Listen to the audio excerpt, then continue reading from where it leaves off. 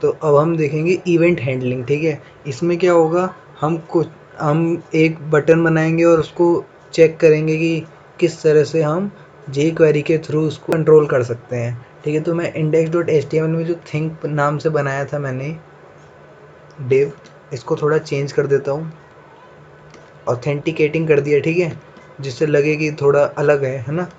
और एक बटन बना दिया मैंने आईडी, जिसकी दे दी मैंने पास और पासवर्ड नाम का बटन, ठीक है। ये मैंने कर दिया इसके अंदर। और डिव के अंदर आईडी मैंने वही रहने दी, आईडी बटन को दे दी मैंने पास, ठीक है।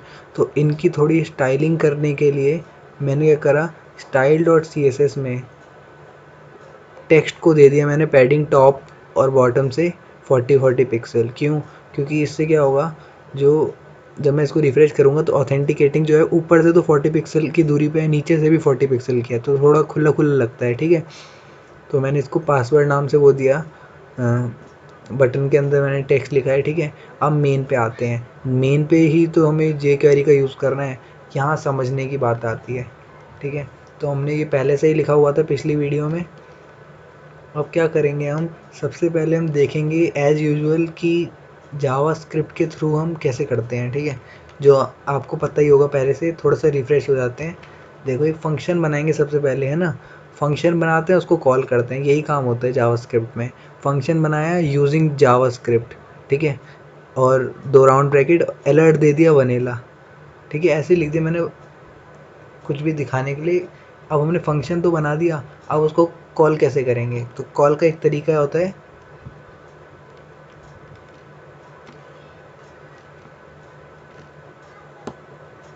ये दिख रहा होगा होप आपको, document dot gate element by ID, ठीक है। आईडी हमारी क्या थी, पास।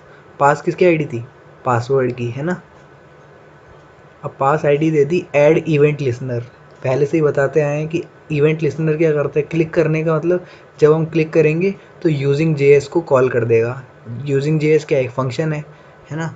इसको मैं सेव करता हूँ। और टेक्स्ट टेक्स्ट आना क्या चाहिए, अलर्ट में क्या आना चाहिए, वनीला आना चाहिए। देखते क्या आएगा, रिफ्रेश करा, जैसे ही पासवर्ड पे क्लिक करा तो एक पॉपअप आया हमारे पास, दिस पेज सेज वनीला, ठीक है, ओके कर दिया। तो एक तरीका था हमारे पास ये, जो हमें पहले से पता है, ठीक है। एक दूसरा तरीका होता है जो हम जे क्वेरी में यूज़ करते हैं, उसको समझना है हमें। तो सबसे पहले हम क्या करेंगे, एक डॉलर सिंबल के साथ, यहाँ पे मेरे पास आईडी थी पासवर्ड में, पास है ना, तो आईडी का सिंबल लगाएंगे, ठीक है। यहाँ पे लिखना पड़ता है, यहाँ पे लिखना पड़ता है गेट एलिमेंट बाय आईडी, ठीक है।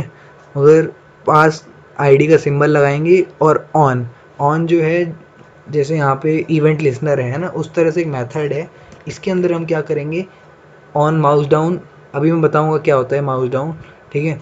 इसके अंदर हम फंक्शन लिखेंगे, पहले तो लिखेंगे क्या होना चाहिए, ठीक है।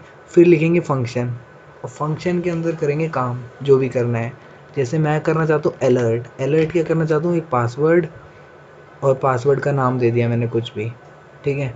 अब समझना है हमें, मैं माउस डाउन अभी थोड़ी देर बाद समझाऊंगा, पहले आपको क्लिक समझा देता हूँ, ठीक है। क्लिक समझाने का कारण ये है कि यहाँ भी क्लिक है, यहाँ भी क्लिक है, तो आपको जल्दी समझ में आएगा। तो सबसे पहले ये तरीका देख लो कैसे करना है, ठीक है। डॉट ऑन यानी ऑन क्लिक, जब क्लिक होगा तब काम चलेगा। इस वजह से क्या हो रहा है, जैसे ही रिफ्रेश कर रहा हूँ और क्लिक कर रहा हूँ, तो पहले इसको क्लिक करो वनीला को, है ना, फिर तब पासवर्ड आएगा, ठीक है। तो ये तरीका होता है हमारा क्लिक करने का, ठीक है। अब क्लिक के बाद आती है एक और बात, हम क्लिक की जगह और कुछ भी लिख सकते हैं, जैसे माउस एंटर, ठीक है। जैसे ही माउस एंटर होगा, यानी माउस जैसे ही उस बटन को छुएगा तभी पॉप हो जाएगा। देखो कैसे, पहले रिफ्रेश करा, जैसे ही छुआ देखा, मैं क्लिक नहीं कर रहा हूँ, मैं इस पर कुछ क्लिक नहीं कर रहा हूँ, मैं बस छू रहा हूँ, जैसे ही छू रहा हूँ पॉपअप आ जा रहा है, ठीक है। तो एक तरीका हो गया माउस एंटर का। दूसरा तरीका होता है माउस लीव का। माउस लीव के तरीके में क्या होता है कि हम जैसे ही अपना माउस बटन के ऊपर रखेंगे तो कुछ नहीं होगा, जैसे ही बटन से माउस हटाएंगे तभी पॉपअप आ गया, देखा। तो इस तरह से माउस का काम आता है, ठीक है।